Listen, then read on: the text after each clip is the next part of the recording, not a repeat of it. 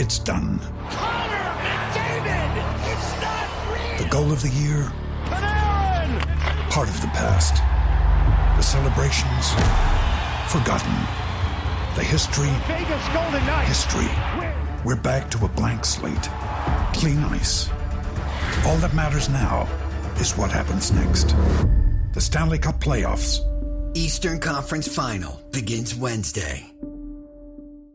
Another day is here, and you're ready for it. What to wear? Check. Breakfast, lunch, and dinner? Check. Planning for what's next and how to save for it? That's where Bank of America can help. For your financial to-dos, Bank of America has experts ready to help get you closer to your goals. Get started at one of our local financial centers or 24/7 in our mobile banking app. Find a location near you at bankofamerica.com/talktous. What would you like the power to do? Mobile banking requires downloading the app and is only available for select devices. Message and data rates may apply. Bank of America N.A., member FDIC. The Two-Footed Podcast is brought to you by EPLindex.com and our presenting sponsor, Liberty Shield. Liberty Shield is a VPN provider. A virtual privacy network allows you to go online, change your location, access things you're geo-blocked from, while keeping your data safe. So, as an example, if you are a UK expat and want access to BBC iPlayer to watch Match of the Day, or ITV Hub, or all four, but you get that message that says this content is not available in your location, a Liberty Shield VPN gets you around that block, allows you to watch whatever you want on those services while also keeping your data safe. And it goes further than that. It allows you to open up Netflix's entire library by just changing your IP address. Liberty Shield is the #1 rated VPN provider on Trustpilot with 5-star ratings across the board.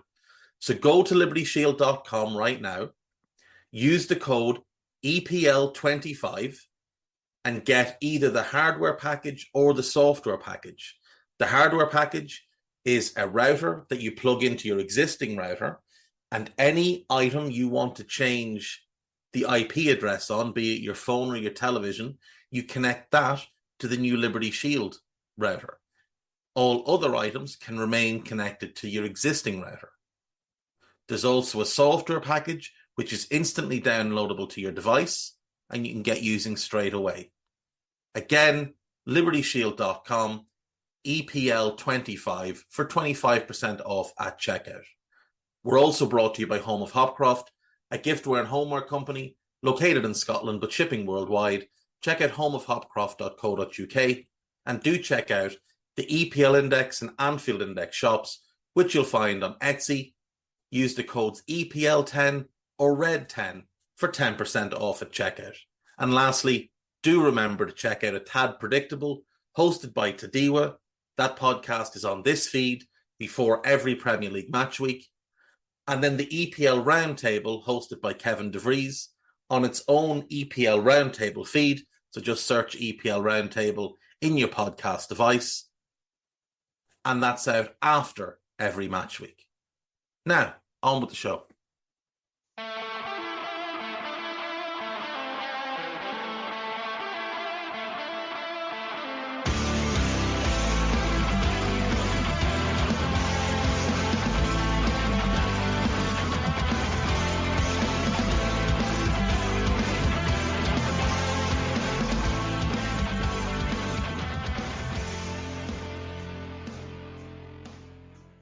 What's good, boys and girls? Two-Footed Podcast. Today is Monday. It is the 20th of May, and the Premier League season is over. Congratulations to Manchester City on a 4th Premier League title in a row.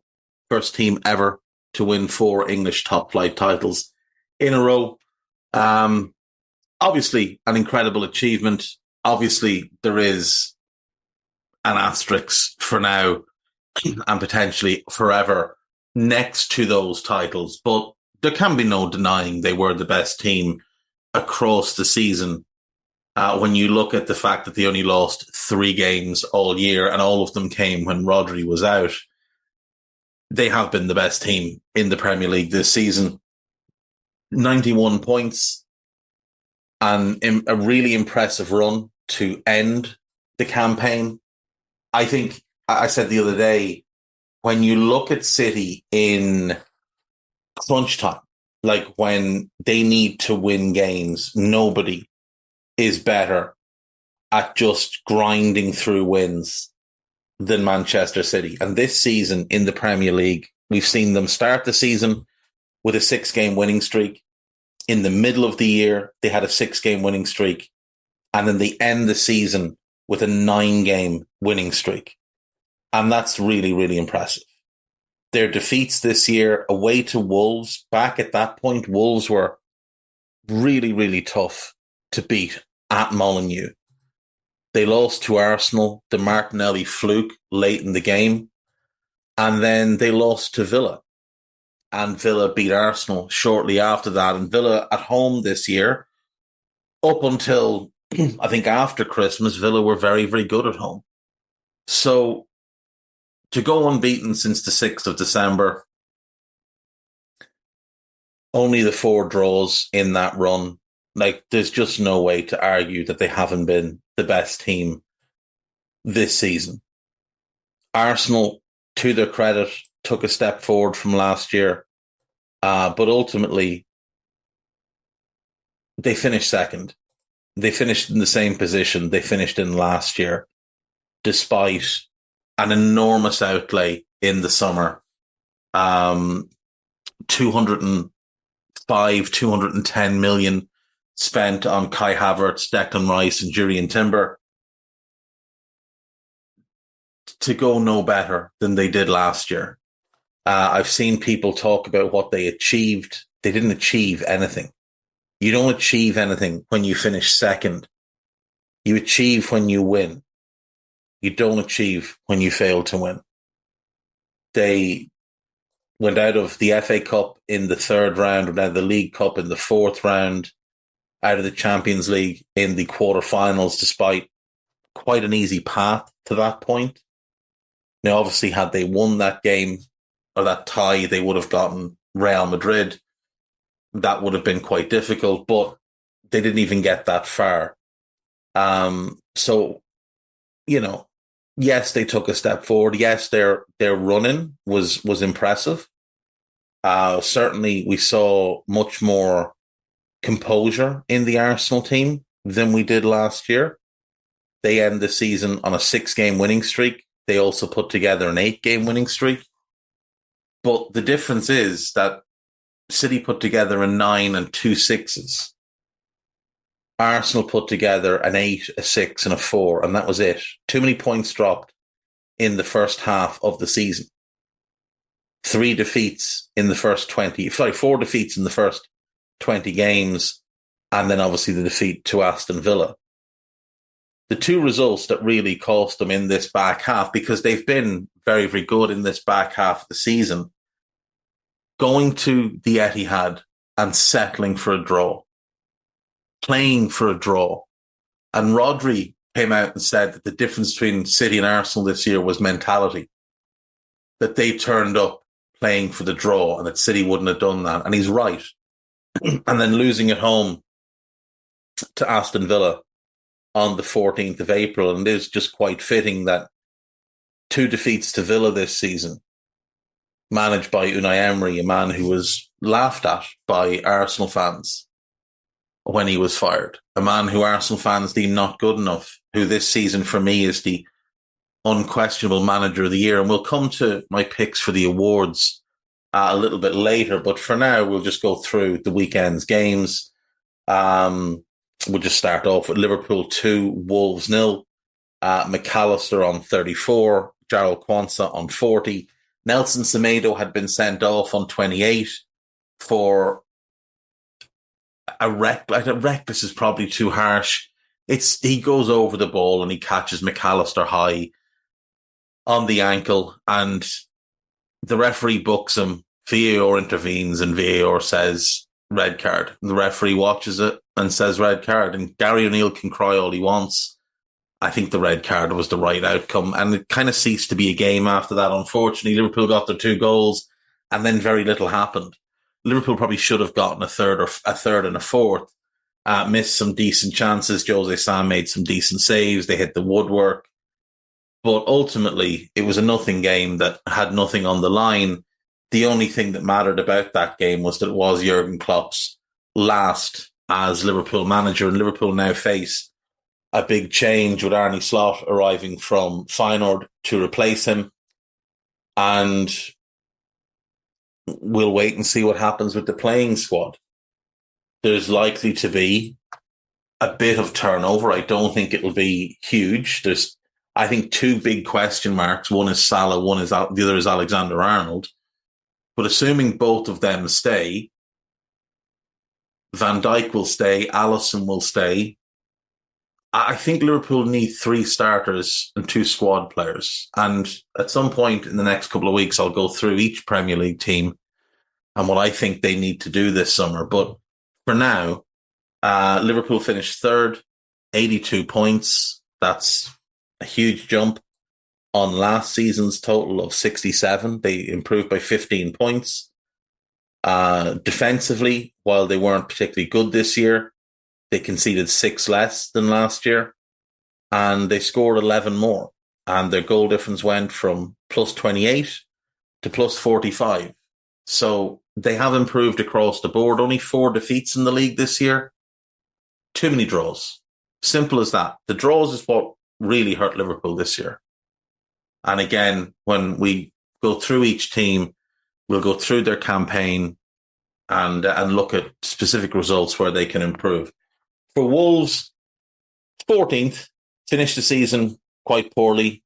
5 defeats in their last 6. But ultimately, from where they were when the season began, with Lopetegui having just resigned, Gary O'Neill been parachuted in, a move that probably could have taken place a month earlier. You would put it down to poor process by the owners. Ultimately, for them to have been safe, comfortable, not at any risk of going down, is a successful season. Moving on to our next game then, it was Sheffield United 0, Tottenham Hotspur 3. Dejan Kulusevski on 14. Pedro Porro nearly tore the net off on 59. Kulusevski scored again on 75. Andre Brooks was sent off, and then it was overturned by VAR as Tottenham rolled to a very comfortable win, and Sheffield United bowed out with not even a whimper. Tottenham finished 5th, and they finished 2 points behind Aston Villa. Now, obviously, Villa themselves stumbled to the end of the season, but so did Tottenham. Tottenham, I believe, lost 5 of their last 7. Their only wins against Burnley and Sheffield United, 2 teams that went down. They will have regret over this season because they finished 2 points outside the Champions League spots. But I would say, had they been in better form, Villa's form might have been different. Villa knew they could afford to drop points and could afford to focus in on the Europa Conference League because they had that lead on Tottenham. And also, you know, one of the reasons it's 2 points is because of what happened with Villa yesterday, which may not have happened had there been a situation where Spurs could have caught them. They might have gone there not drunk and actually played. But look, Tottenham did what they could do. They finished 5th. They're guaranteed a spot in the Europa League next season. That's progress for Tottenham. Last season, they finished in 8th on 60 points. They took 6 more points this season. Defensively, they conceded 2 goals less. Going forward, they scored 4 goals more. So they have improved across the board. And that's after losing Harry Kane, remember. So you'd wonder what will happen next year when they have a real striker in that team. For Sheffield United, I mean, history makers. 104 goals conceded, the most in Premier League history. A goal difference of minus 69. That is the joint most in Premier League history, alongside the legendary Derby County team of 07-08. historically shite is how I would describe Sheffield United. And congrats to them for that. Bowing out on a 7-game losing streak, having won one game in 2024. That was away to Luton, who've also gone down. 3 wins all season. Abysmal. Absolutely abysmal. And deservedly relegated. I look forward to going through their season when we get to them. Moving on, Luton Town 2, Fulham 4. So Luton go down in 18th place. This game was a snore fest for 43 minutes, and then Adama Traore nearly tore the net off. And then 3 minutes later, Carlton Morris scored in injury time in the first half from a penalty. And then 2 minutes later, still in injury time in the first half, Raul Jimenez put Fulham back in front. Jimenez then put them 3-1 up on 49. Alfie Doughty pulled one back. But then a stunner from Harry Wilson on 69 gave Fulham a comfortable win. Fulham finished the season in 13th place. Again, I think that's a great achievement for them. Now it's lower than last season, and it's less points than last season, 5 less points. But let's not forget, they lost Mitrovic in the summer. They almost lost João Palhinha in the summer. And they almost lost Marco Silva in the summer. So for them to end up as comfortable as they did, I think that's a quality season. Luton can go down with no shame. Luton gave it a go. Now, they only got 26 points. They only won 6 games all season. They conceded 85 goals, which is the second most in the division and one of the worst defensive records of all time. But they gave it a go. But their plan was clear from day one, and we'll get into them more when we get to them. We'll go team by team. But they gave it a go, and I think they go down in pretty good shape. I think that's a squad they can keep for next season. Brighton 0, Manchester United 2. Brighton should have been 3 or 4-0 up, but couldn't take their chances. Diogo Dalot scored on 73. There is a definite foul on Igor in the build-up to this. He gets shoved by Rasmus Højlund, but it's not given. And Dalot gets in and finishes really well, to his credit. And Højlund himself scores on 88 minutes, but at that point, Brighton had pretty much given up. We obviously got the news after I recorded on Friday that Roberto De Zerbi is to leave Brighton by mutual consent. I think he has been fired. I think Tony Bloom had just decided he had enough. I think the reason they've done mutual consent is potentially a bit of you scratch my back, I'll scratch yours. They've put it out as mutual consent, and I would guess De Zerbi has agreed not to join an English club. That will be my guess, is that he has agreed that his next job will be abroad. I think AC Milan is really interesting for him. I think Bayern could be interesting, though there's reports he's not keen on going to Germany. And I think Barcelona could be very interesting for him as well. I think that Barcelona squad would fit quite well to the De Zerbi ball. If we consider, let's say, a front four where you have Lewandowski up front, Pedri in the 10, Lamine Yamal right wing coming in onto that left foot, and then Rafinha as the out-and-out winger on the left. That might be the play. You add in Alejandro Balde at left back. He's ideal for that De Zerbi left back role. Jules Koundé as a right back. I think that's ideal. They've got very good centre backs. They've got Gavi in midfield to play that McAllister role from last season. They will need a holding midfielder, and they've got a great goalkeeper. I think you get him one good holding midfielder there, I think they'll be very, very good. They could do with replacing Lewandowski, but in a De Zerbi team, he's going to get a ton of chances. So he might get one great season out of him. They also have the young Brazilian, whose name is escaping me. I wouldn't mind to talk about him last week. Vitor Roque. And Vitor Roque could make a lot of sense for De Zerbi as well in that striker role, even as a rotation player. You've also got lads like Fermin Lopez, who I think will work well under him. Ilkay Gundogan will work well under him. You've got Kubarsi and Arejo should be the centre-back pairing. If they're smart, they will send João Cancelo away. I don't think they'll keep João Felix either. You've got Ferran Torres, I think, is another player that suits how De Zerbi wants to play. I think that squad is actually close to tailor-made for him if they get him the ball winner that he needs in midfield. And then Brighton have a big decision to make. There's a lot of rumours around Kieran McKenna. I don't see him leaving Ipswich. I just don't. I don't see him leaving Ipswich this summer, not after back-to-back promotions. I think he'll want to give them a year in the Premier League, and then I think he will move on. So they've got a big decision to make. I've seen Russell Martin's name. I think that would be a major, major step down. I'm not a big Russell Martin fan. He hasn't done anything yet to show that he's good enough to manage in the Premier League.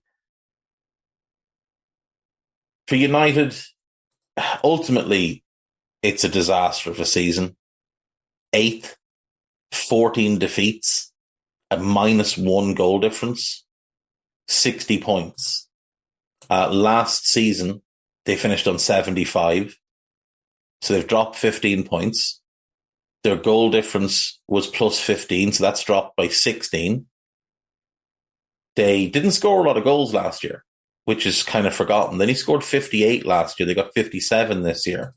The difference was that the goals against went from 43 to 58, which is kind of fitting with this Premier League season. We had 3 teams conceding less than 50, 4 teams conceding less than 55, and only 6 teams conceded less than 60, which is abysmal. Absolutely abysmal. But United were atrocious most of the year. Now, remains to see whether Ten Hag stays or not. My feeling is that he will, and I kind of feel like that's the right decision as well, because I think they've got to get the overall house in order first before they change the manager. I feel like they need to properly identify who in the squad needs to go, what areas they need to address, and then also figure out, like, who do we want to be manager? What type of manager do we want? What type of football do we want to play? And then build from there. I think that takes time, and I don't think they'll have done the due diligence as of yet. So I think Ten Hag stays certainly to start next season. I think then, you know, if you've identified the right manager, and if all of a sudden they become available, maybe you make the move before Christmas, and that then gives him 6 months to work with the squad and figure out what he's going to need to go into next summer, and then you properly can attack the transfer market and look to try and build a team finally. Brighton finish 11th. They'll be disappointed with that. They had a top half finish, I think, as a sort of consolation for themselves after, you know, a rough end to the season. I think, you know, top half finish would have at least been something to cheer about, given they've only had 2 in their history. But it wasn't to be. We move on. Manchester City 3, West Ham 1. Arsenal's hopes of a West Ham upset lasted 2 minutes before Phil Foden put the ball in the top corner from the edge of the box. Foden then made it 2 on 18 minutes. Mohamed Kudus did pull one back just before half-time with an absolute worldie. Lifted the ball up from himself, and then a bicycle kick from 10 yards out that nearly took the net off. But Rodri, as he always does in big games, put that to bed on 59, just passing it home from the edge of the box. Thomas Souček did put the ball in the back of the net, but he used his hand to do so. So it was rightly disallowed. And City claim their 4th Premier League title in a row. West Ham finished 9th. and they've got a big summer coming. David Moyes is leaving. We assume Lopetegui is the guy coming in. I think Lucas Paqueta likely leaves. I think Manchester City's probably where he's going. Mohamed Kudus, they probably get one more year out of on the basis of him not having a buyout until next summer. And also, I think if you're appointing a manager like Lopetegui, who's known to be a bit stroppy when the rug gets pulled on him, I think hiring him to manage a squad with Paqueta and Kudus and then losing both of them would really set you off on the wrong foot. Big summer coming. Big summer. Moving on. Arsenal 2, Everton 1. For 40 minutes, we had a Sean Dyche masterpiece. The nastiest, most agricultural 4-4-2 deep block was just magnificent to see. And then Idrissa Gana Gueye put them 1-up, a free kick that took a big deflection off Declan Rice's head and went from heading for the left side of the net as you looked at it over to the right, wrong foot of the keeper. Nobody at fault there. But 3 minutes later, Tomiyasu equalises, just appeared in the box out of nowhere and the cutback landed at him and he smashed it home and it was a really good finish. 89 minutes, Kai Havertz finally gets a winner. Arsenal had missed all manner of chances. Kai Havertz gets the winner on 89, but there was a handball in the build-up and that one probably shouldn't have counted, but, you know, you have to give Arsenal their favouritism, don't you? Yeah, Arsenal finished second. Congrats to them for that. Enjoyed the parade. Everton finished 15th. The thing for Everton, though, is had they not had points deducted, they would have finished 12th. And I think had they finished 12th, people will be saying Sean Dyche did a hell of a job. And he did a hell of a job. To have 8 points taken off you and still finish 14 points above team in 18th is a really impressive job. So they've got work to do this summer. Obviously, there's a lot of uncertainty around the club and the financial well-being of the club and the financial future of the club. But for now, they can at least relax. Relegation has been fought off, and they've taken the 2 years of points deductions. So they don't have to worry about that next season. I thought they were going to take the 9 points for administration and just get that process began. That might hit them now next season. If they go into administration over the summer, they will start next season -9. Now, maybe they get themselves sorted over the summer and a new buyer comes in and it all goes smoothly. But as things stand, it does not look great in terms of the medium term. Certainly the short term doesn't look good. I think the medium term looks a bit murky for Everton. I think the best thing for them would be an Aston Villa-style reset.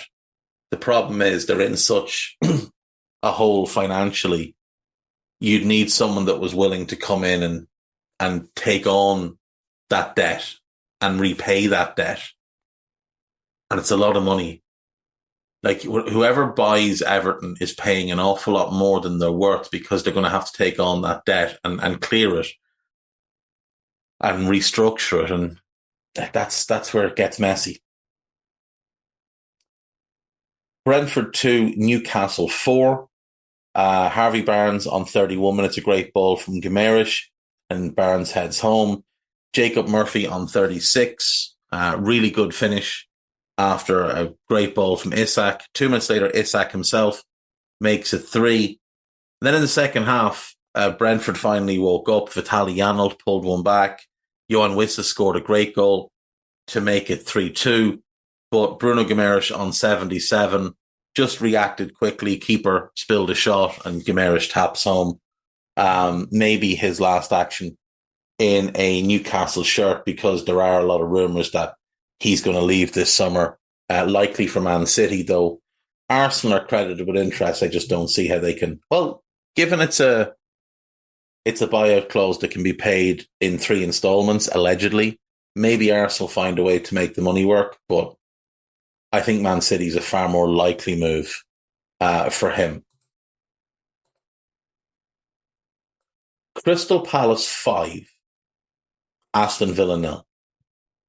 Mateta on 9, Mateta again on 39, Olise on 54, Mateta completes the hat-trick on 63, and Eze, sorry, did I say Olise on 54? I meant Eze on 54, and Eze again on 69 minutes. A great win for Palace. Wraps up just a fantastic end of season for them.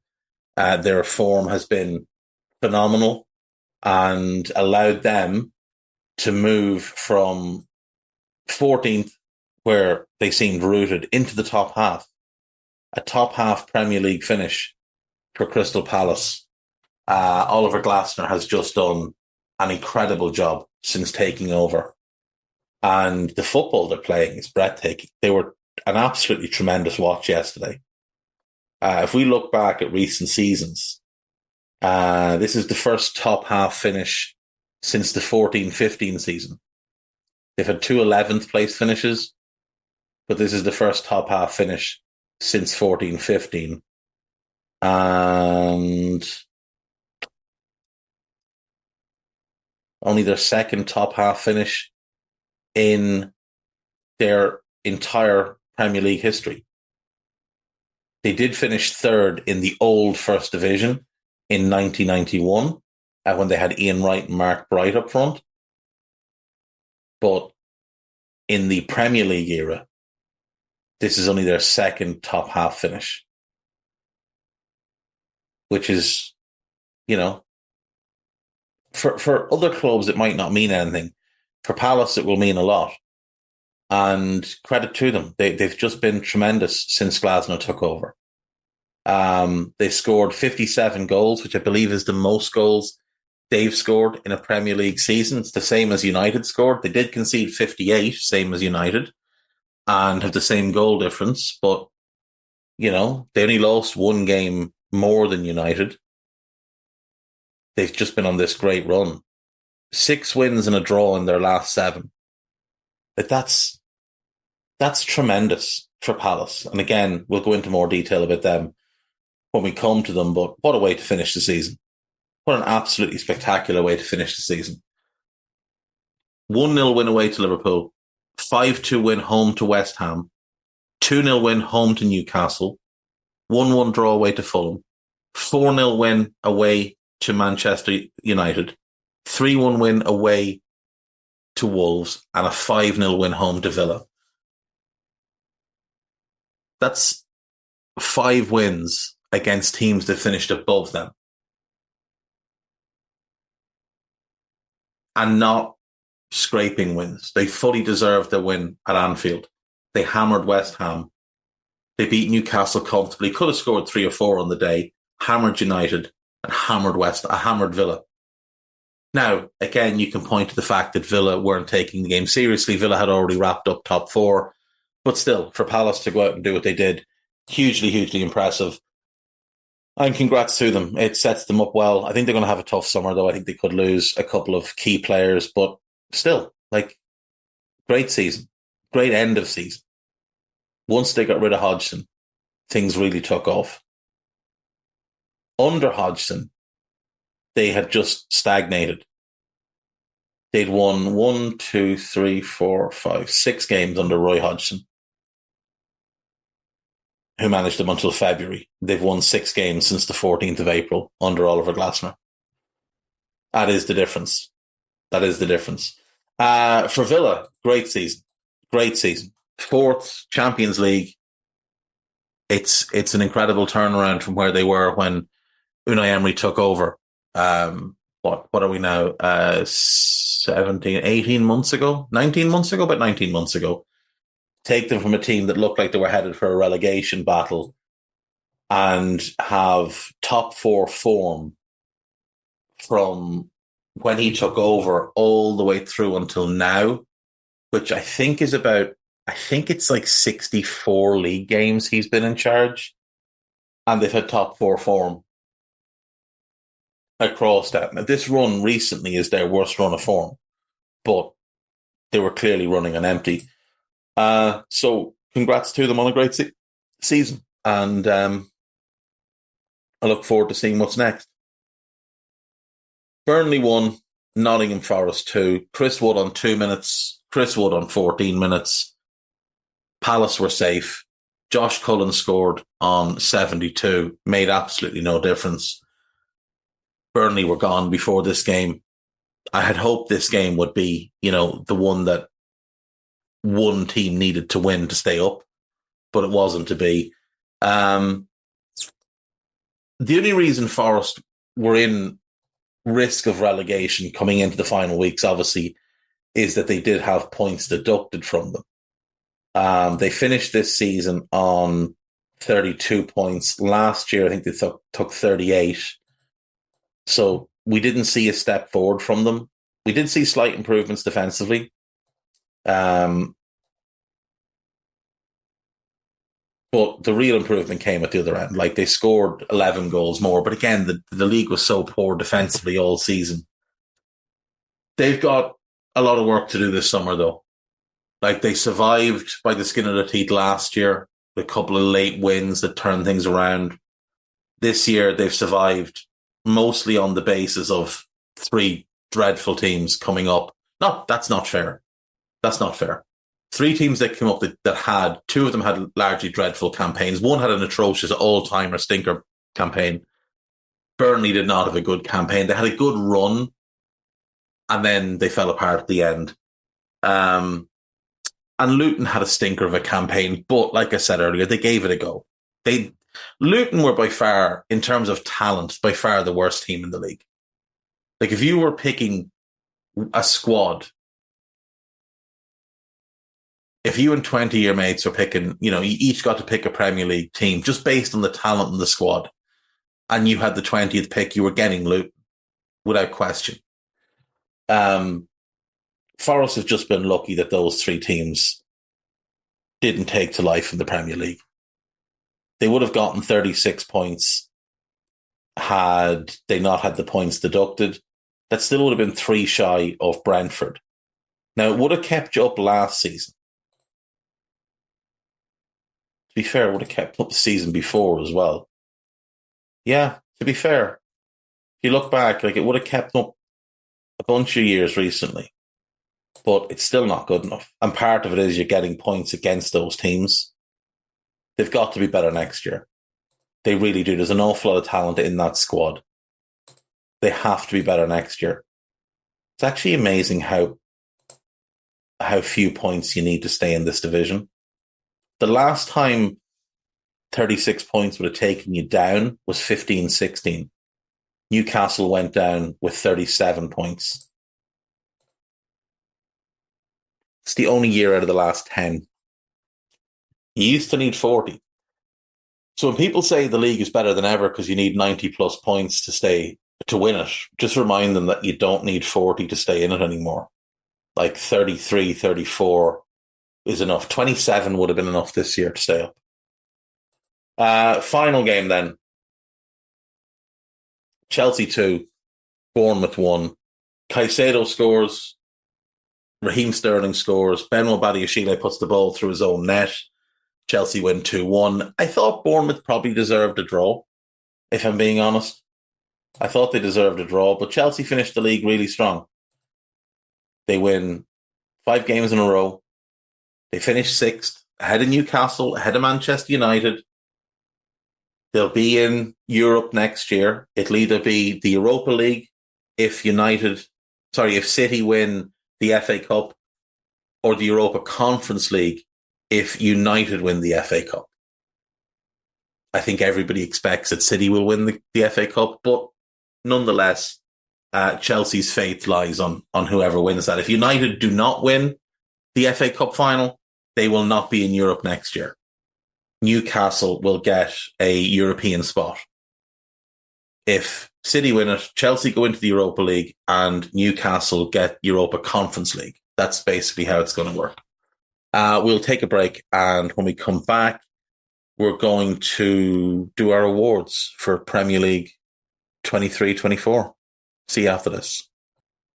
Right, welcome back. So, time for some awards. And these are obviously the most important awards that any of these players will ever receive. And I'm sure they'll know all about them. So let's go. Let's start with Team of the Year, because it just seems like a good place to start. Goalkeeper.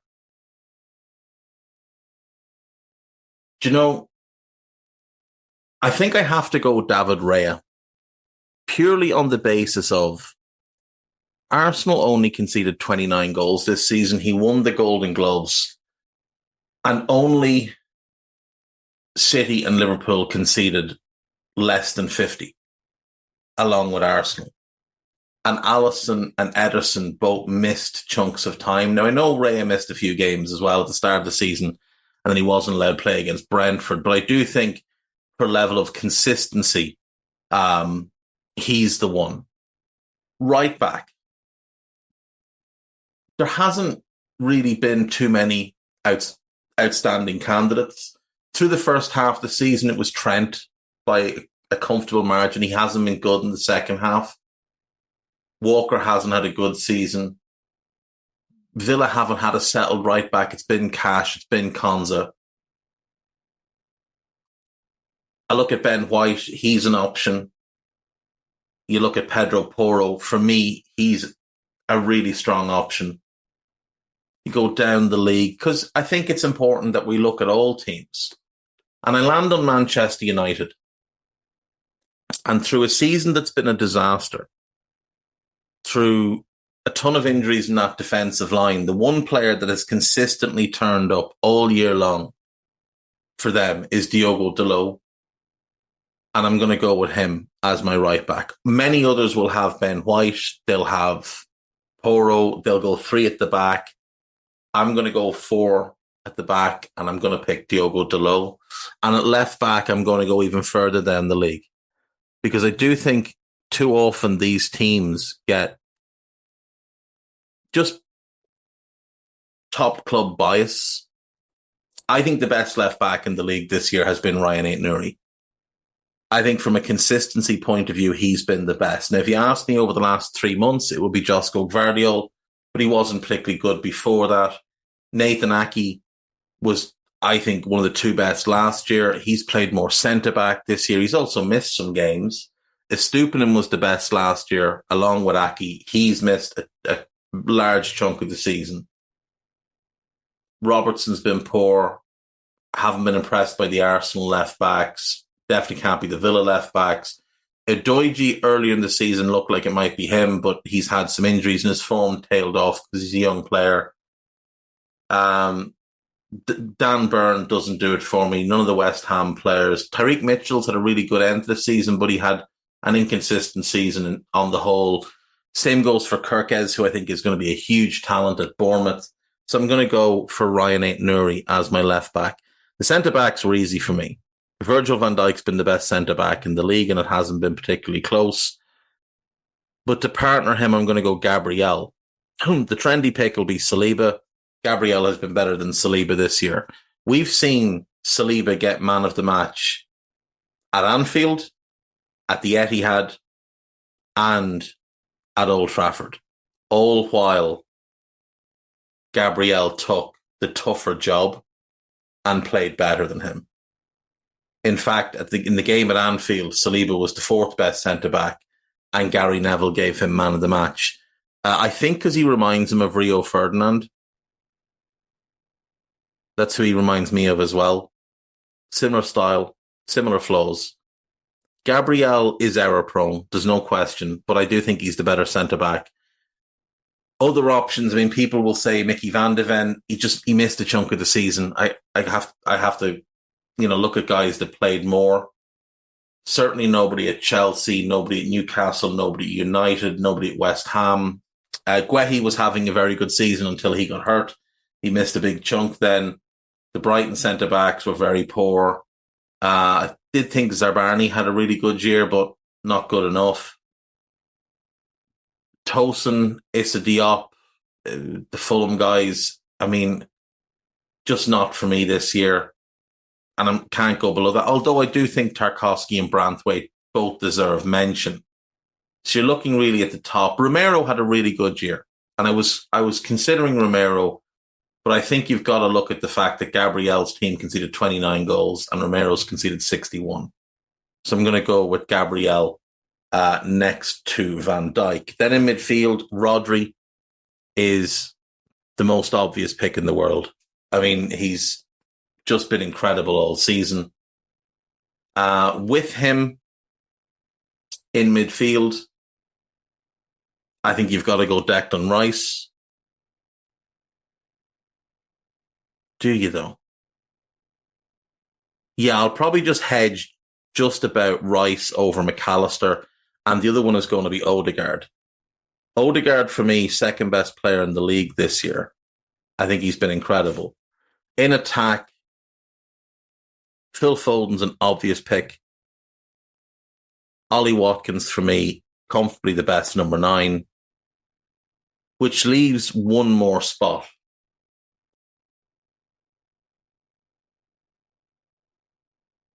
Mo Salah was running away with this spot prior to AFCON. He obviously went to AFCON, got injured, and hasn't been the same.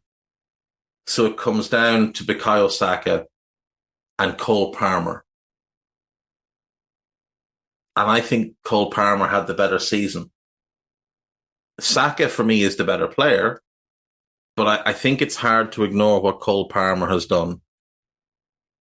So, Raya, Dalot, Van Dijk, Gabriel, Aït-Nouri, Odegaard, Rodri, Rice, Palmer, Watkins, and Phil Foden. The closest one for me, honestly, is Rice over McAllister.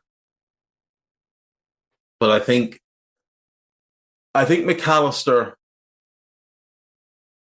he's looked tired the last few weeks. I know he scored at the weekend, but he's looked tired the last few weeks. So I'll give it to Rice. Young Player of the Year. So I know players like Foden and Haaland were eligible for it. That's nonsensical. I think the Young Player of the Year is Cole Palmer. I think it has to be. When you look at the season that he's put together, I know a lot of penalties. Like, I'm aware of the fact that he does score a lot of penalties, but this is his first real season as a Premier League player. He'd never played as a regular starter before. He barely played at all over the last couple of years when you look at the minutes played. Like, we go back, 2021, doesn't play a Premier League game, plays 98 minutes of first-team football, one start in the EFL Cup and an 8-minute sub-appearance in the Champions League. 21-22, 121 Premier League minutes. Plays roughly 450 minutes of first-team action, maybe 500 minutes of first-team action. No, it's just over 400 minutes of first-team action. Last season, 358 Premier League minutes, 850 first-team minutes. This season, he plays 3,734 minutes. Now, admittedly, over 100 of them came for City, but say 3,600 minutes for Chelsea. He gets 25 goals and 15 assists. That is sensational. 27 goals in all competitions because he got 2 for City and 15 assists. That is absolutely outstanding. And again, I know there's a lot of penalties in there, but they're not all penalties. It's not like a thing that he's scored 3 goals from open play. He has taken 9 penalties this season and scored them all. That still means he scored 18 goals from open play, 16 of them for Chelsea. with 15 assists. So Cole Palmer, for me, has to be Young Player of the Year.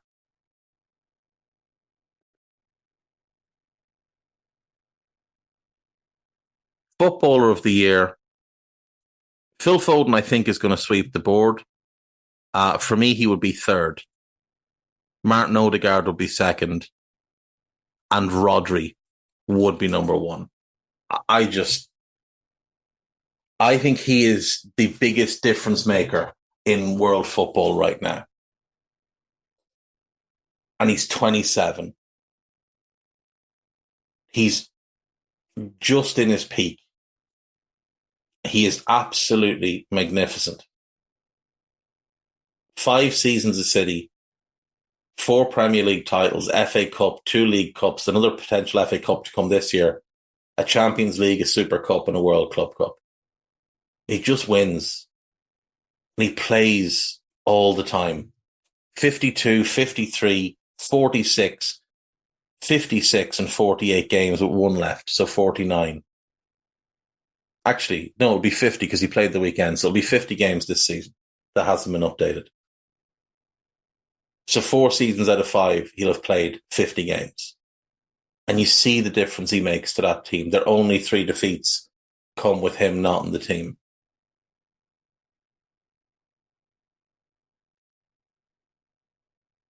Tremendous player. No weaknesses. No weaknesses. He will finish as, I think, one of the greats in that position. He's just so good. Like there's nothing he doesn't do well. His positional sense is sensational. He reads the game at an incredibly high level. He anticipates. He's always a step ahead. He's not the quickest. He's never out of position, ever. He's great on the ball. And he scores goals as well, which is just such a bonus from that position. 4-2, 7, 4. But last year, his 4 all felt big goals. And 9 this season. And I saw somebody, I can't remember who it was, waffling on about Declan Rice. I mean, these players are night and day. The gulf between them, as good a season as Rice might have had, the gulf between them is absolutely enormous.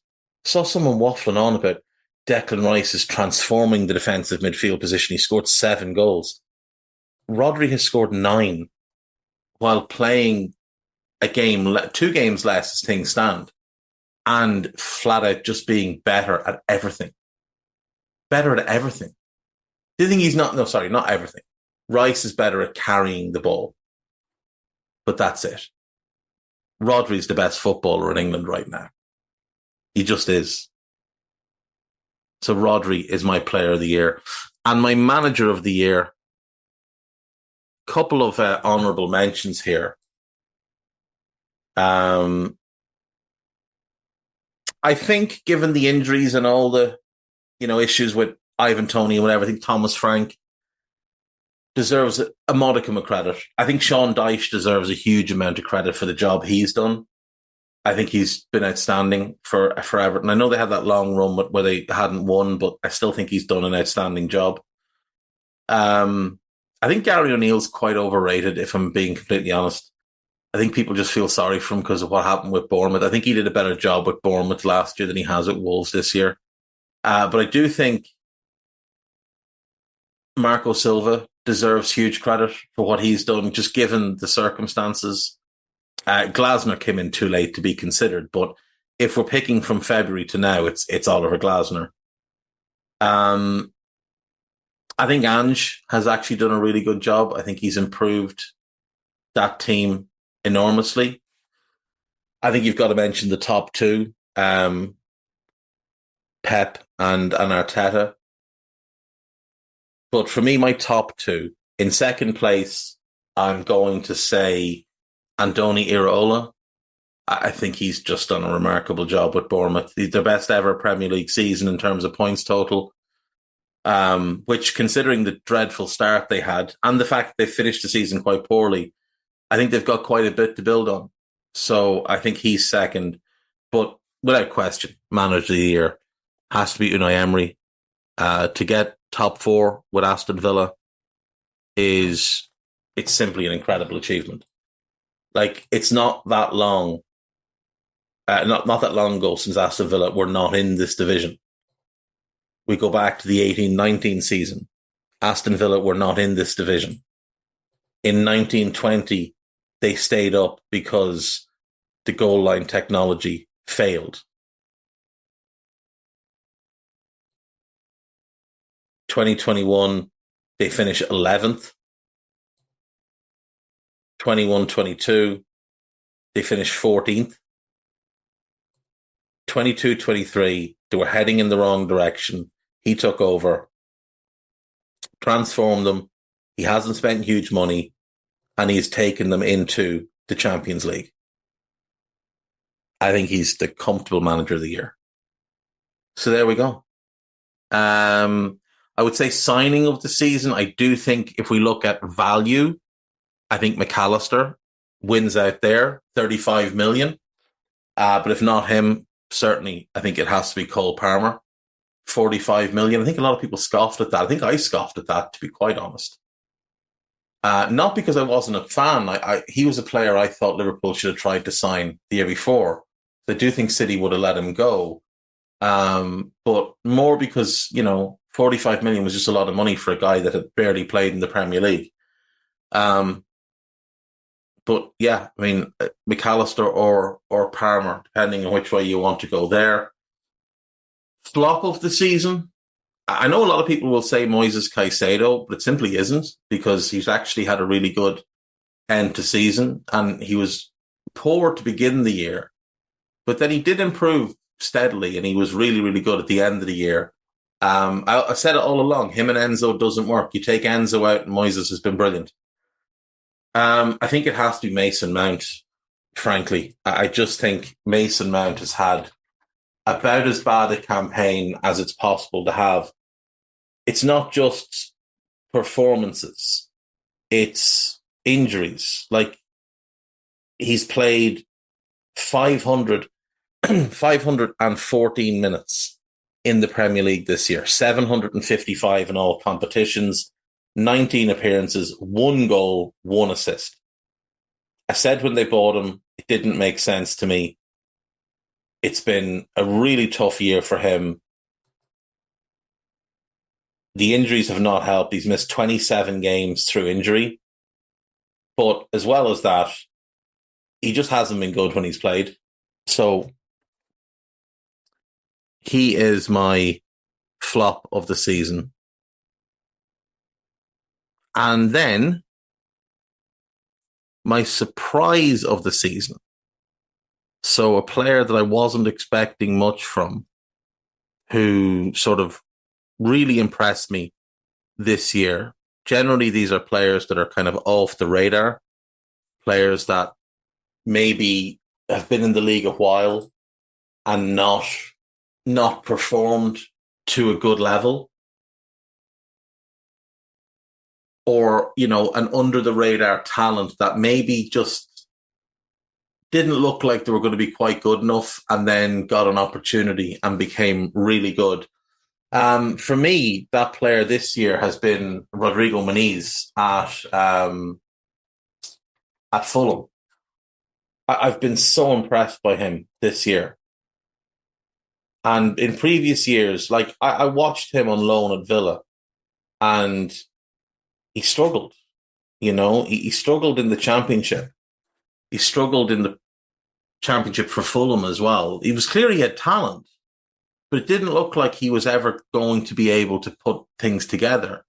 Only 9 goals this year in the Premier League in 27 games, but his all-round play for me was very, very good. So I'm going to go with him as a kind of surprise of the year. And then my breakthrough player of the year. So a young player. Now, Palmer's the easy choice. We're not going to pick him. But sort of rookie of the year, I suppose. A player who hadn't really played before this year. I'm going to go Lewis Miley. I know a lot of people will pick Kobe Mainoo if they're picking that award, but for me, Lewis Miley, I thought he played one Premier League game before this year. He played 17. Actually, he played more than that. How many has he played this year? Was it 17? I think he got injured then. 17 Premier League games. He played 26 games in all competitions, a goal and 4 assists, always picks the right pass, always makes the right decision. I think he's got a huge future. I really do think he's got a huge future. And he is my breakthrough player of the year. So, team of the year, Raya, Dalot, Van Dijk, Gabriel Nouri, Odegaard, Rodri, Rice, Palmer, Watkins, and Foden. Young player of the year, Cole Palmer. Player of the year, Rodri. Manager of the year, Unai Emery. Signing of the year, Cole Palmer, Alexis McAllister. Split that one. I'll give it to McAllister because Palmer got young player and he's in the team of the year. Flop of the year is Mason Mount. Surprise of the year is Rodrigo Muniz, and breakthrough player Lewis Miley. And I will see you after this break. Right, welcome back. So, Gareth Crooks has released his team of the season, and as expected, it is absolutely appalling. He's gone Jordan Pickford in goal, which, to be fair, I'm not actually angry with. I think that's not a bad pick. I think Pickford's had a good season. I don't think he's been the best keeper in the league, but he's had a good season. In defence, he's claimed that William Saliba is the reason Arsenal lost the title last season because he got injured, which isn't true. He's gone for Saliba, Van Dijk, and he's gone Manuel Akanji. Like, that's just appalling. Manuel Akanji was not particularly good this year. In midfield, he's gone Rice. I can't remember a professional footballer living with a price tag so comfortably. It's just absolute nonsense. He's gone Odegaard. And then as wing-backs, he's picked Bukayo Saka and Cole Palmer. And then up front, he's picked Watkins, Haaland and Foden. It's not even a team. And he's left out the best player in the league. It's just utter drivel.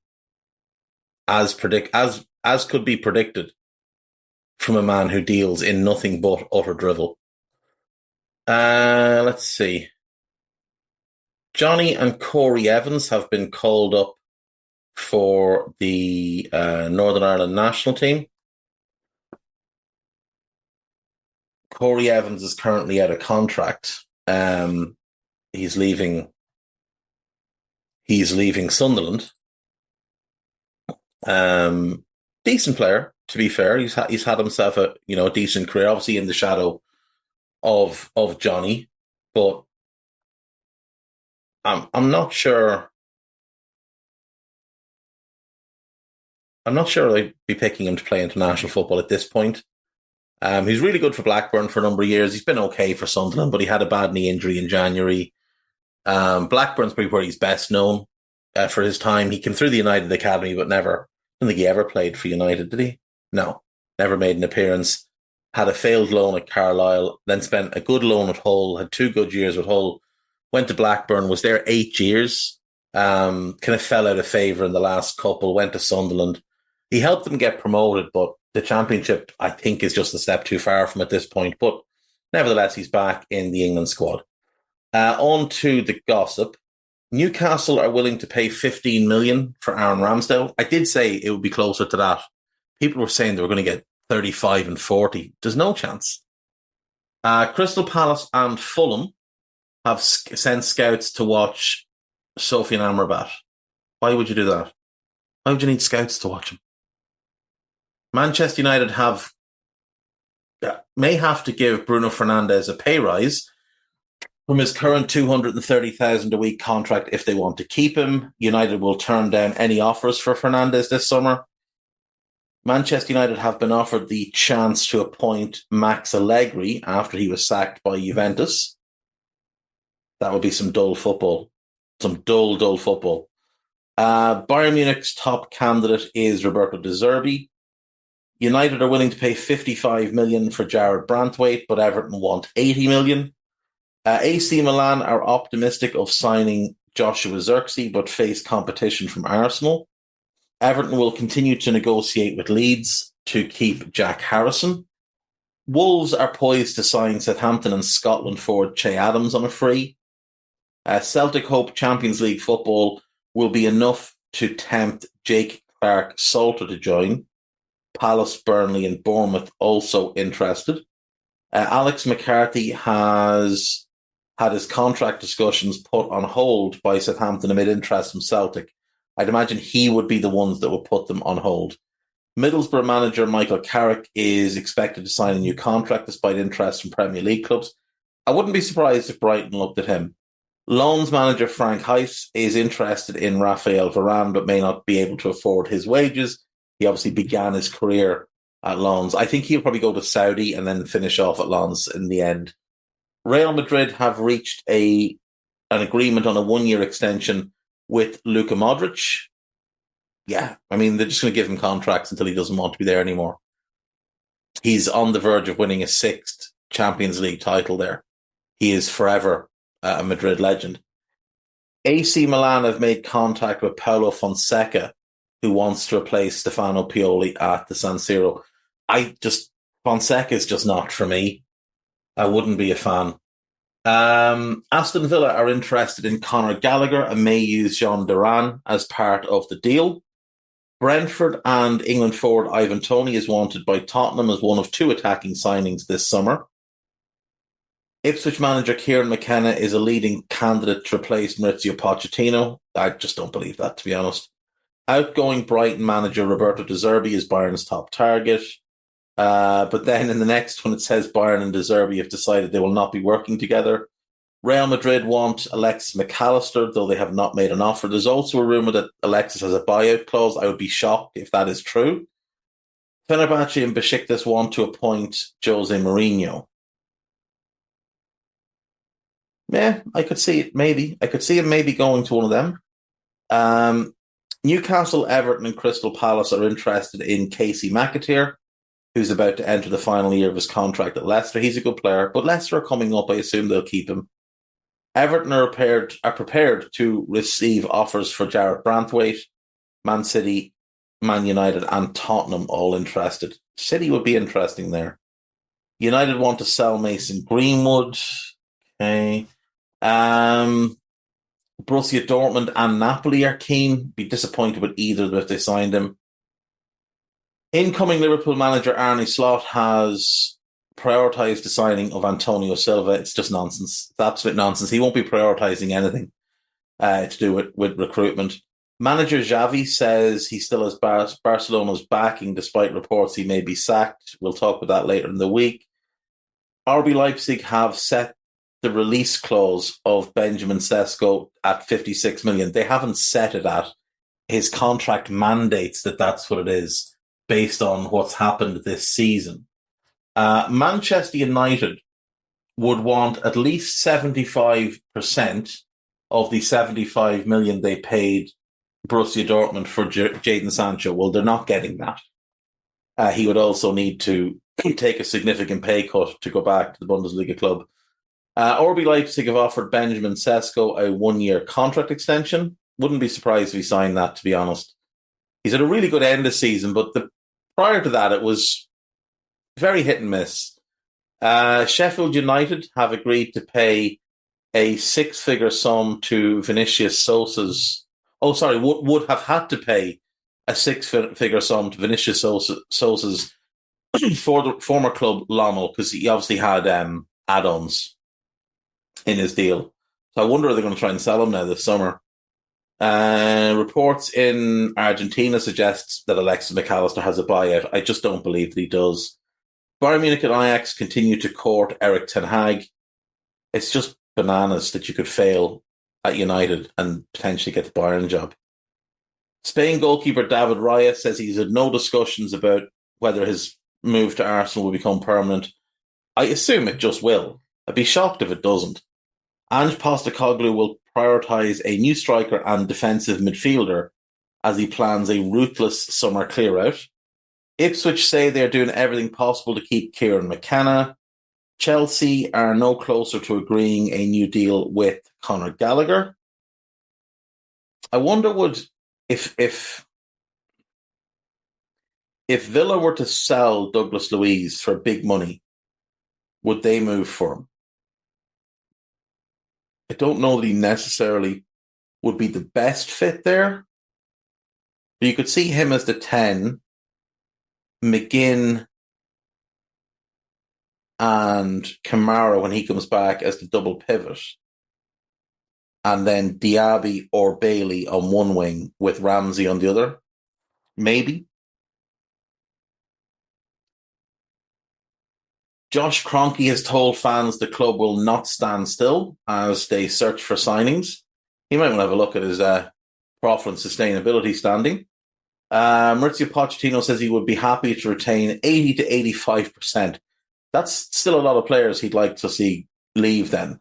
West Ham are close to signing Luis Brown from Arsenal, 18-year-old defender. Kylian Mbappe could be left out of PSG's squad for the French Cup final against Lyon. Wouldn't surprise me.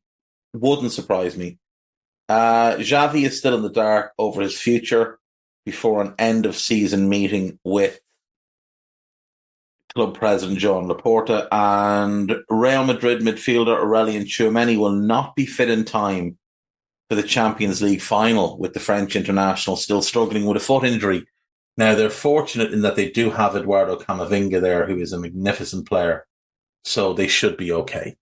And that's it for me today, folks. I will see you all on Wednesday. Won't be here tomorrow, but we'll be back Wednesday. Take care of yourselves. Bye-bye.